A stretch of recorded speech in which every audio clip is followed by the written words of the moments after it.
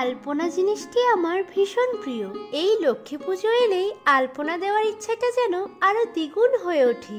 সেই ছোট্ট থেকেই লক্ষ্মী পুজোয় আলপনা দেওয়ার দায়িত্বটা আমারই থাকতো।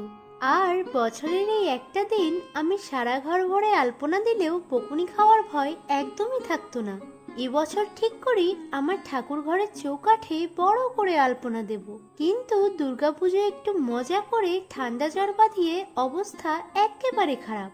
অবশেষে লক্ষ্মী পুজোর ঠিক একদিন আগেই রং তুলি নিয়ে বসে পড়ি আলপনা দিতে। হাতে সময় খুব কম, তাই নিজের ইচ্ছা মতোই তুলির টান দিতে শুরু করি। আর একটানা 7-8 ঘন্টা কাজ করতে করতে রাত 11টার সময় এসে আমার সম্পূর্ণ আলপনা দেওয়াও কমপ্লিট। তোমরা কিন্তু অবশ্যই জানিও আমার এই আলপনার ডিজাইনটি তোমাদের কেমন লাগলো। আজকের ভিডিওটি তবে এতটাই। দেখা হচ্ছে নতুন নতুন ভিডিও নিয়ে। সকলকে জানাই শুভ বিজয়া।